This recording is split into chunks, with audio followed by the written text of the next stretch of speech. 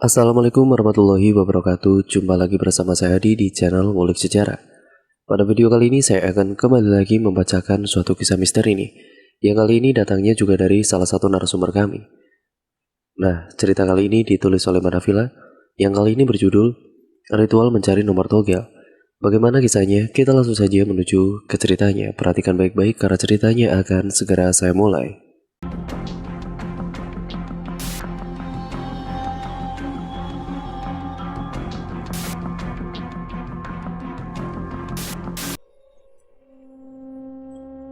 Dodi menyusuri pantai yang malam itu hanya diramaikan oleh cahaya bulan dan juga deburan ombak. Ia sendirian malam itu dengan penuh kehati-hatian dalam mengambil langkah agar kakinya tidak terkena ombak. Di tangannya sebuah bungkusan besar dengan plastik berwarna hitam ia jaga dengan hati-hati, seakan-akan tidak boleh terjatuh. Mulutnya tidak berhenti merapalkan sesuatu yang sepertinya sedang ia coba ingat.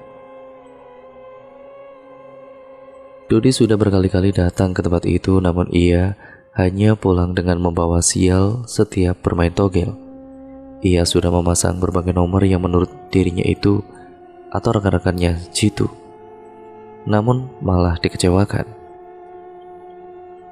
Beberapa pohon pun ia pernah datangi, mulai dari pohon beringin hingga pohon gayam, tetapi tetap saja hanya membuat dirinya terlihat bodoh. Rasa frustasi yang semakin meningkat seiring kekalahan yang ia dapati membuatnya harus mendatangi seorang dukun ternama di daerahnya yang bernama Mbah Suroso. Mbah Suroso memang dikenal memiliki berbagai metode klinik yang diberikan untuk masalah-masalah setiap pasiennya. Kamu bikin sate gagak di setiap yang sudah saya sebut tadi. Terus jangan lupa baca mantra, ucap Mbah Suroso mencoba untuk mengingatkan kepada Dodi. Sebenarnya Dodi tidak perlu melakukan semua itu, mengingat ia memiliki warung bakso dan juga menyewakan 5 buah sepeda motor untuk keperluan ojek. Akan tetapi, judi merupakan sebuah kegiatan yang membuatnya benar-benar kecanduan. Sehingga setiap akhir pekan ia lebih memilih untuk bermain togel ketimbang menghabiskan waktu dengan keluarganya. Sesampainya di tempat yang menurut Dodi cocok, ia mulai membuka bungkusan yang ia bawa. Terdapat daging gagak, tusuk sate, arang, tunggu, dan kemenyan, serta tupa. Sebagaimana aturan yang disebutkan oleh Mbah Suroso untuk menjalankan proses pesugihan ini, Dodi juga membuka seluruh pakaiannya. Ia sendiri tidak tahu untuk apa membuka baju, tapi untuk apa juga memikirkan sesuatu yang tidak ia ketahui dan memperlambat dirinya saja. Angin menerpa tubuhnya yang kurus itu sehingga ia harus sendawa berkali-kali. Sembari mempersiapkan sate, ia berpikir bahwa sepulangnya dari tempat ini Dodi akan meminta istrinya untuk mengerok punggungnya. Tidak ada ketakutan di dalam diri Dodi ketika mulai membakar sate.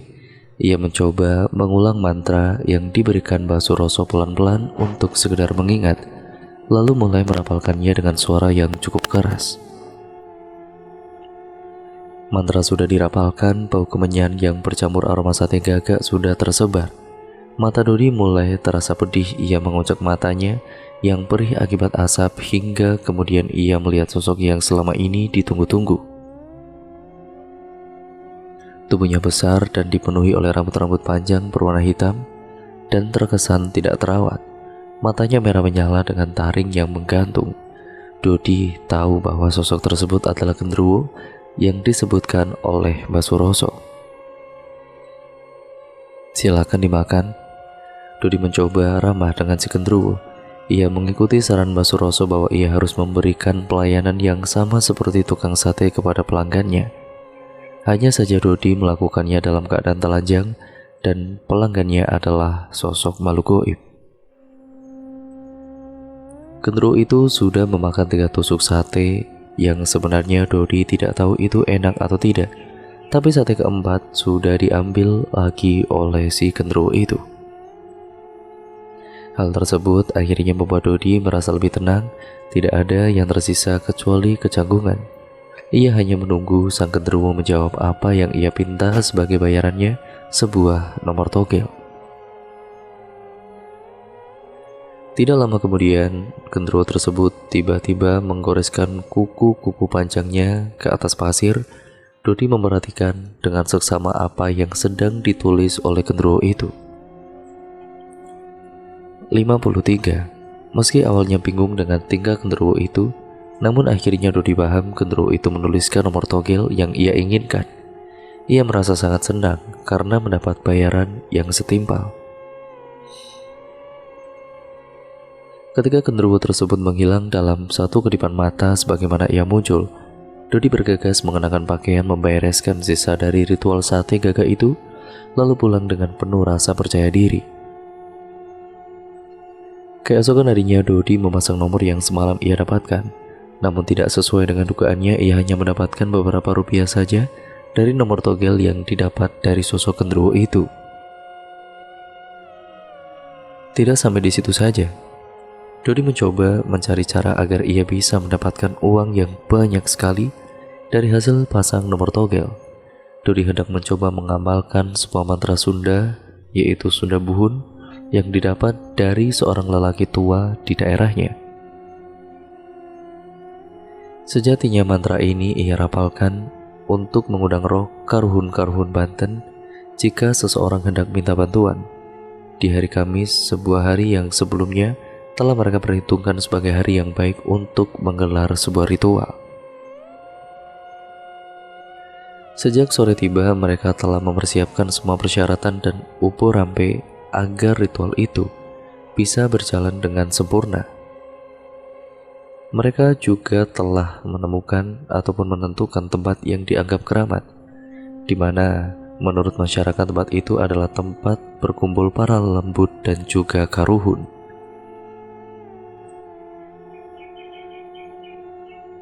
Di sana mereka akan menggelar ritual mengundang roh karuhun agar sudi kiranya memberi rezeki kepada Dodi melalui nomor togel atau nomor butut yang jitu itu.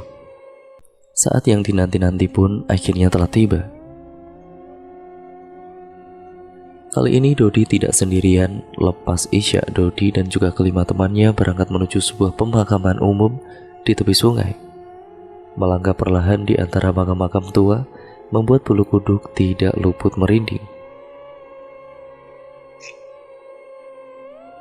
Apalagi di sekeliling pemakaman gelap gulita, mereka hanya diam membisu hingga tiba di sebuah pohon kamboja berukuran besar yang berada di tengah makam. Tiba di sana, tikar rotan yang mereka bawa langsung digelar. Lilin dinyalakan, demikian juga dupa,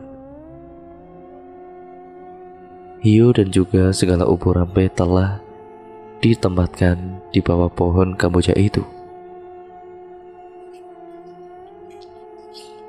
Beberapa saat kemudian mereka mulai membacakan beberapa mantra yang tujuannya untuk mengusir roh jahat dan kemudian menenangkan perasaan yang takut. Setelah waktu menunjukkan pukul 11 malam, mereka mulai upacara ritual dengan membacakan doa-doa selamat untuk para arwah leluhur. Sesaat setelah itu, suasana mulai terasa semakin menakutkan. Suara burung hantu, jangkrik, kodok, dan binatang malam lain seperti gamelan yang menyambut kedatangan mereka. Proses selanjutnya mulai pada tahap pembacaan mantra Buhun Sunda dan 2 mantra pengikut lainnya. Dodi yang notabene telah menghafal mantra itu mulai membacakan sebait mantra pembuka. Bulu kuduk semakin meremang, 4 rekan di belakang mulai bergeser duduk semakin merapat. Selesai seluruh mantra dibaca dengan sempurna, mereka terus diam, suasana semakin tegang. Suara burung hantu, lolongan anjing terasa aneh di telinga. Seperti ada yang hendak datang. Benar apa yang dikata ataupun apa yang diduga oleh Dodi dan yang ditakuti oleh teman-temannya menjadi kenyataan. Tidak lebih 10 menit kemudian, seusai pembacaan mantra pemanggil roh karuhun, angin bertiup kencang dari arah depan mereka. Asap dupa, hiu, bunga, serta kertas yang mereka persiapkan melayang tertiup angin. Tapi mereka tetap berusaha bertahan meski rasa takut telah melampaui keberanian mereka. Hingga hitungan ketiga, ataupun hitungan 3 menit, angin bertiup semakin kencang. Anehnya, angin itu seperti hanya berputar-putar di sekitar mereka saja. Buktinya beberapa pohon tinggi di sekeliling kuburan tidak bergerak kencang seperti pohon Kamboja di depan mereka. Belum sempat pikiran itu hilang, tiba-tiba sebatang cabang pohon Kamboja itu patah dan menimpa sebuah kuburan di hadapan mereka. Tentu saja mereka kaget bukan kepala. Salah satu temannya Dodi menjadi histeris. Yang lainnya terperanjat dan berhimpitan satu sama lain. Beberapa saat mereka hanya bisa berhimpitan dan bertanya-tanya dalam hati, apa yang sedang terjadi sebenarnya? Rasa takut semakin memuncak. Dodi sendiri sesungguhnya sudah tidak sanggup menahan rasa takut. Tetapi apa yang dapat mereka lakukan? Kegelapan menyelimuti seisi tanah kuburan yang memang berada di pinggir kampung. Suasana semakin tidak menentu saat seorang teman berteriak mengajak lari. Dalam suasana semakin mencekam, tiba-tiba tanah yang mereka pijak bergetar seperti hendak terjadi gempa bumi. Angin terus bertiup meliuk-liuk di sekitar pohon Kamboja besar itu. Tanah yang bergetar membuat pijakan mereka jadi tidak menentu. Akhirnya Dodi memutuskan untuk meninggalkan kuburan itu secepat mungkin. Sambil berpegangan tangan, mereka berjalan cepat di antara batu nisan di tengah kuburan. Tidak ada lagi yang mereka pedulikan. Segala barang yang mereka bawa ditinggal begitu saja di bawah pohon Kamboja. Tapi anehnya, angin yang semula hanya bertiup di sekitar pohon Kamboja itu seperti mengikuti langkah mereka, sehingga di pinggir kuburan dekat sungai angin itu terus mengikuti mereka hingga akhirnya hilang di seberang sungai. Tiba di seberang sungai, setengah berlari di pematang sawah, mereka semakin mempercepat langkah hingga tiba di sebuah pos ronda di kampung. Di sana mereka baru dapat menarik nafas lega. Rasa takut berangsur mulai hilang, meski seorang dari mereka langsung lunglai dan terduduk. Namun kejadian menyeramkan itu ternyata tidak berakhir sampai di situ saja. Keesokan harinya, Gandhi, teman Dodi yang tadi malam menjerit histeris, mendadak sakit. Badannya demam dengan panas yang tinggi. Bahkan pada saat itu Gandhi juga didera mimpi-mimpi aneh. Katanya ia dikejar-kejar bayangan hitam di sebuah lapangan luas. Makhluk itu terus mengejar, tapi juga tidak sampai-sampai pada kala itu. Anehnya langkah kaki Gandhi seperti berat. Bahkan ia hanya mampu melangkah beberapa meter saja, meski ia telah berusaha sekeras-kerasnya. Aku tidak mau lagi melakukan ritual itu. Aku tidak mau lagi melakukannya. Aku takut, tuturnya pada Dodi. 3 hari kemudian, ketika Dodi kembali lagi melakukan ritual di malam ataupun di makam itu, tiba-tiba ia didatangi bayangan hitam yang tidak jelas wujudnya. Waktu itu sudah sekitar 2 jam Dodi mengonsentrasikan dirinya di depan makam tua. Akan tetapi tangannya tidak juga ada yang menggerak-gerakan. Baru sekitar jam 2 malam, tangan Dodi bergerak sendiri dan membentuk 3 buah angka. Dalam hatinya, ritualnya ini telah selesai sebab ia telah mendapatkan angka. Tetapi dugaannya salah. Ya, sebab tidak lama setelah itu bayangan hitam itu muncul dan mengagetkannya. Didera rasa takut yang bukan kepalang, Dodi akhirnya langsung berdiri lalu berlari meninggalkan kuburan. Esok paginya ia pasang 3 angka yang ia dapat dengan modal 10.000. Dari 3 buah angka yang dipasang, Dodi keluar berbalik-balik. Tapi beruntung Dodi masih mendapatkan 750.000 dari hasil permainan itu. Hanya sekali saja Dodi pernah dapat 3 angka jitu. Sementara itu, Dodi kemudian tetap mencari cara jitu dan juga aman untuk mencari nomor butut ini. Ada 2 cara yang dapat dilakukan untuk mencari nomor butut ini. Pertama dengan menggunakan batu pirus dan cicak buntut jaga atau ekor cabang. Lalu cara kedua adalah dengan menggunakan papan Ouija. Menurut seorang paranormal yang Dodi datangi, cara ini terhitung efektif untuk menembus nomor butut. Paling tidak dari 10 kali permainan meski sebagian kalah, namun jika ditotal dari seluruhannya, tetap masih ada keuntungan. Tapi cara permainan nomor dengan menggunakan batu virus dan cicak ekor cabang ini juga mengandung resiko mistik. Ini terbukti pada seseorang yang telah berpengalaman dalam teknik tersebut. Dalam sebuah ritual selanjutnya, Dodi mencoba menggunakan batu virus yang ia peroleh dari seorang tua di Bogor. Katanya batu itu memiliki kodam yang bisa dimintai bantuan. Tertarik dengan itu, Dodi coba membuat ritual untuk mencari nomor butut. Beberapa kali Dodi melakukan ritual memang mendapatkan nomor-nomor jitu, meski hanya 2 angka saja. Paling tidak ini adalah sudah membuktikan bahwa teknik ini memang cukup jitu. Tapi menurut seseorang paranormal, ritual ini akan lebih jitu lagi jika orang yang menggelarnya benar-benar konsentrasi.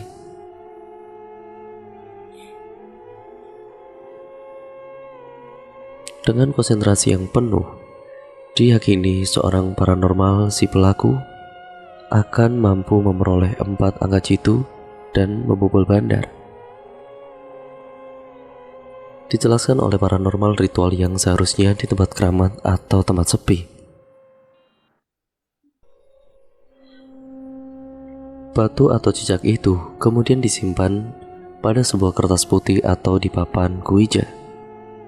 Lalu dengan konsentrasi penuh, pelaku ritual memegang ballpoint yang kemudian ditempelkan di atas kertas yang terdapat batu virus itu. Aneh dan juga ajaibnya, tangan kita dapat bergerak sendiri membentuk angka-angka sesuai dengan nomor-nomor yang akan keluar, tergantung dari hari apa permintaan kita. Tentu saja sebelum menggelar ritual ini kita memerlukan umbo rampe yang cukup untuk makanan makhluk halus sang penunggu tempat keramat di mana Dodi menggelar ritual. Namun begitu, ritual ini pun tidak dijamin aman dari peristiwa-peristiwa mistiknya pada kala itu. Bukan tidak mungkin kodam penghuni batu atau cicak itu menyukai ritual ini. Dengan begitu sang kodam bisa marah dan mencelakai si pelaku. Tapi jika Dodi dapat berkonsentrasi dan dapat mengendalikan kodamnya, kemungkinan untuk mendapatkan angka jitu sangatlah besar. Hilangkan rasa takut, konsentrasikan atau kosongkan pikiran agar lengan kita dapat bergerak dengan lemas, tutur sang paranormal. Dodi yang sudah tidak bisa lagi berhenti main judi, ritual-ritual itu pun dilakukan. Pada waktu itu Dodi pergi ke suatu tempat yang berada di daerah perbukitan yang terdapat di satu gunung yang terkenal dengan keangkerannya. Tempat tersebut merupakan tempat untuk melakukan ritual pesugihan guna mendapatkan nomor togel yang benar-benar jitu. Sesampainya di lokasi, Dodi disambut oleh suara-suara hewan yang tidak karuan. Nah, ditambah suasana yang mencekam pada malam itu membuat bulu kuduknya ini berdiri. Di lokasi tersebut, ia masuk ke dalam gubuk kecil yang terbuat dari bambu, di mana kondisi dalam gubuk tersebut sangatlah gelap dan terdapat sebuah makam. Di dalam gubuk tersebut, Dodi bertemu dengan sang paranormal itu dan menyuruhnya untuk menghafal bacaan atau campi-campi darinya. Tidak lama setelah itu, Dodi pun dibuat kaget dengan suara gemuruh seperti petir. Dan seketika saja suasana yang begitu gelap pada malam hari itu tiba-tiba berubah menjadi terang benderang. Selepas itu Dodi melihat sosok tinggi besar bersorban yang mengenakan pakaian putih-putih dan kemudian menggunakan kalung tasbih yang cukup besar. Sosok tinggi besar tersebut mengulurkan tangannya kepada Dodi seolah-olah seperti mengajak. Setelah memegang tangan sosok tersebut, Dodi langsung tidak sadarkan diri. Selama dia tidak sadarkan diri, Dodi mengatakan bahwa ia bertemu dengan sosok yang sangat-sangat aneh, seperti sosok gurita yang berkepala manusia yang menawarkan emas batangan kepada Dodi. Namun hal itu Dodi tolak. karena yang dia inginkan pada saat itu hanyalah nomor togel yang jitu. Akhirnya Dodi pun mendapatkan nomor togel jitu dari sosok capung besar yang memiliki ekor panjang. Dodi ingat betul dua nomor terakhir dari nomor togel jitu tersebut, yaitu 96. Saat hendak pulang, Dodi merasakan kebingungan karena ia tidak tahu arah jalan pulang. Pulang kemana saya nggak ingat, nggak ngerti, ucap Dodi. Hingga saat ia tersadar dan alangkah kagetnya dia karena sudah berada di tepi laut, dan Dodi pun mencari tumpangan agar bisa pulang lagi ke daerah Bandung. Setelah perjalanan mistis itu, Dodi mendengar bahwa dia telah dinyatakan hilang selama 4 hari, bahkan beredar kabar bahwa dirinya sudah meninggal dunia. Nah, berikut merupakan salah satu pengalaman dari narasumber yang tentang pengalaman mistisnya berburu atau mencari nomor-nomor togel yang jitu dengan berbagai ritual-ritual yang dilaksanakan. Sampai dirinya dianggap telah meninggal dunia karena hilang selama 4 hari karena menjalankan ritual mistis itu. Nah, teman-teman, banyak pembelajaran yang dapat kita ambil dari cerita ini ya teman-teman. Jangan tiru hal-hal buruk yang berada ataupun yang terdapat dalam cerita ini. Yang baik kalian ambil sisi positifnya dan juga ambil hikmahnya agar kita menjadi manusia yang jauh lebih baik lagi ke depannya. Terima kasih atas dukungan kalian selama ini, dan jangan lupa tetap like, komen, dan share video kali ini sebanyak-banyaknya. Dan jangan lupa pula untuk kalian klik tombol subscribe serta nyalakan tombol lonceng notifikasinya agar kalian tidak ketinggalan video terbaru selanjutnya dari channel ini. Terima kasih ya teman-teman, sampai berjumpa di video terbaru selanjutnya.